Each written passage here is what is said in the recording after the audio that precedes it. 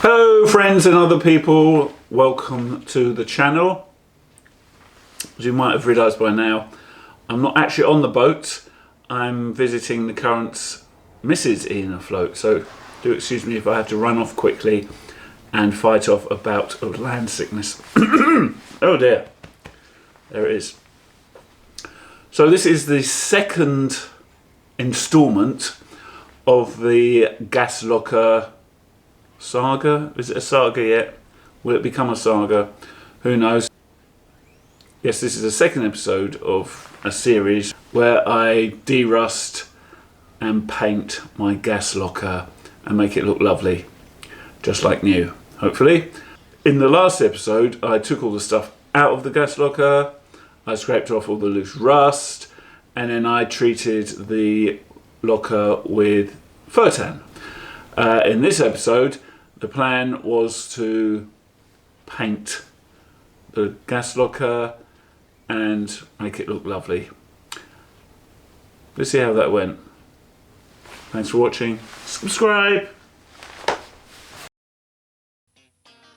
So the first thing I'm going to do once I've opened the gas locker again is take a quick shufty and check that everything is fairly sound and that the fur tan has reacted with any surface rust which was left after the scraping and wire brushing.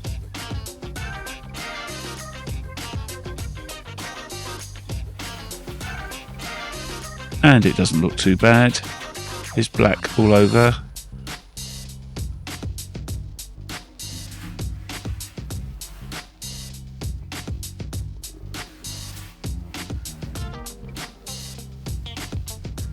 That little black void just at the right hand bottom of the screen, that might be a problem, but we'll see later. So having checked that everything is fairly sound, it's time to clean off any product of the reaction. When fur tan cures rust, it leaves behind a black dust which needs to be cleaned off with water.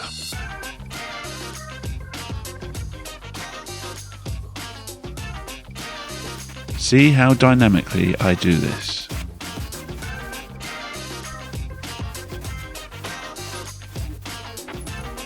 So having cleaned off the product, it's time to have a look. And here, you know that black void I was talking about earlier? Well, I had a bit of a poke at it, and yes, it's a hole.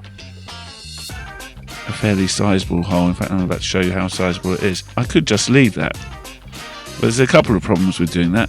Firstly, it's not going to get any smaller, it's only going to get bigger. Secondly, if any gas was to leak, some of that gas would go down that hole and collect in the bilge of the boat. Instead of being a painting video, this has now turned into a cover up a hole video. I'm going to cover it up with some mesh and then cover over that with some filler.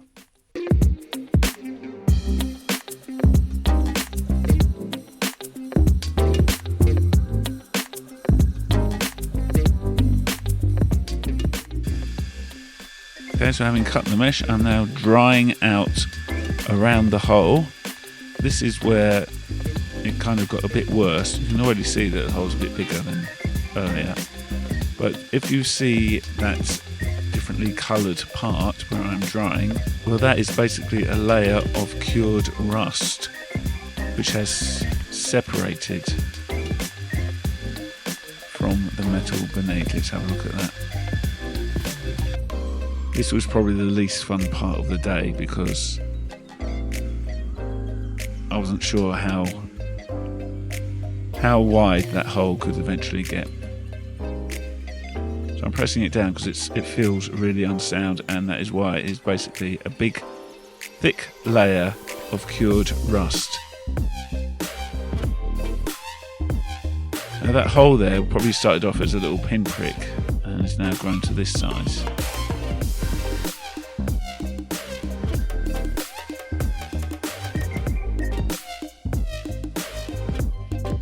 So it definitely needs looking after.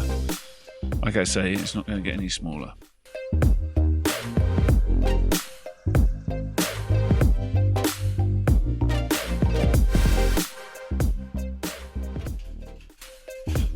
So here I'm scraping off the layer of cured rust, which is no longer attached in any meaningful way to the metal below.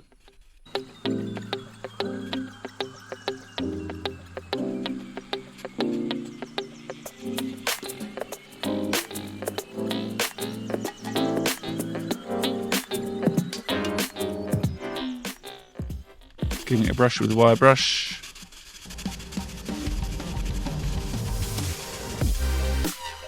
A bit more of a scrape.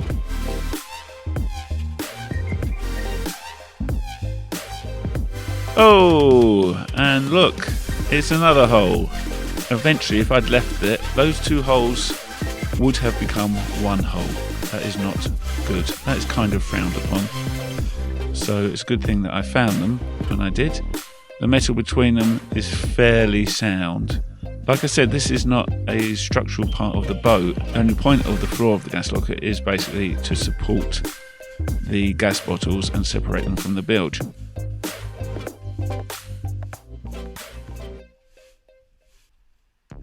So I'm going to fill the hole. The product I'm going to use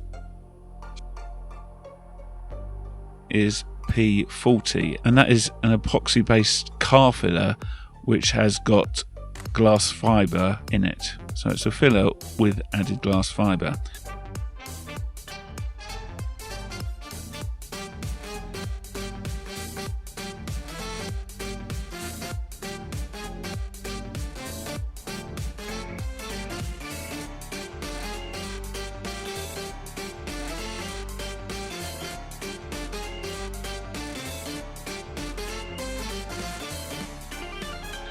And the first thing I'm going to do is put some of it around the holes. I'm going to start with the first hole. Put some around the hole, and I'm going to use it as an adhesive for the metal mesh. So this is me putting on the epoxy glass fibre. Excellent shot of the edge of the gas locker there. I hope you're appreciating it. And here is the piece of mesh. It's slightly bigger than the one I cut earlier because the hole got bigger. Hold that down for a little bit.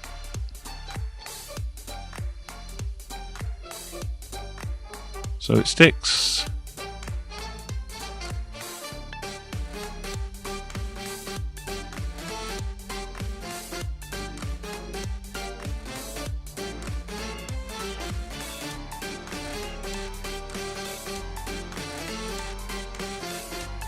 And then some more filler stroke adhesive.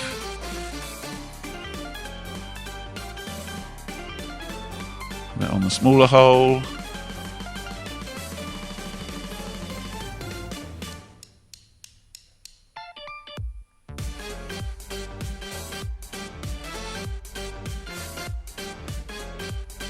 And there goes the other patch. About 20-30 minutes later, when it's all gone off, I mix up some more of the filler with the hardening solution, and I cover the whole lot with it. And there we go. It doesn't look pretty, but it does a job, and no one's ever going to see it again.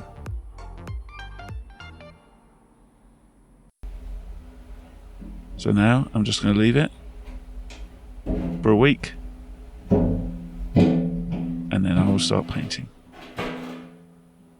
Join me next time when hopefully we'll get some paint on that. Thanks for watching.